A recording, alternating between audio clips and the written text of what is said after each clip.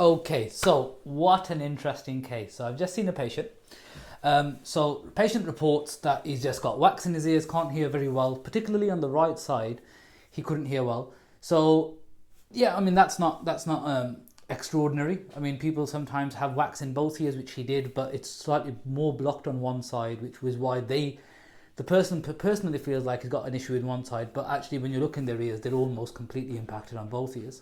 So okay, so wax is out.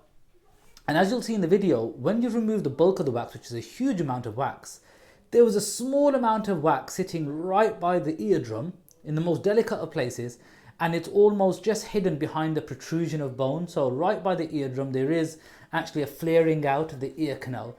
And just on in his case, it would have been the posterior wall, the back wall, just by the eardrum, there was the slither of wax, the tiniest slither of wax. And obviously, with our endoscope and our equipment, we're able to do those complicated cases, as you've seen on my other video. So I've actually gone in to try and remove it, and it's flinched.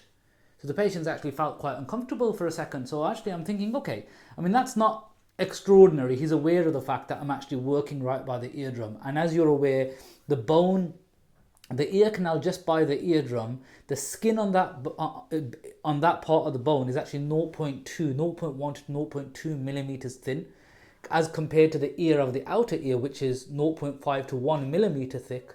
The skin there is wafer thin. So basically, if you touch the skin there, you're touching bone.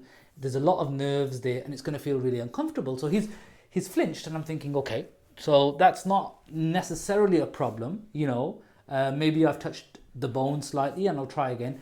I've gone in a second time, and I've looked really carefully, and actually the wax to me looked a little bit too round, and I'm thinking, perhaps it isn't wax. And this is just experience talking, right? So I'm looking in, I'm thinking that doesn't look like wax now.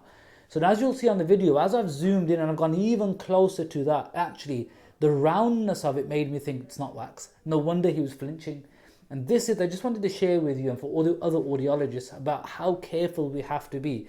And obviously, had I gone in a second time and not done that due diligence, I would have ruptured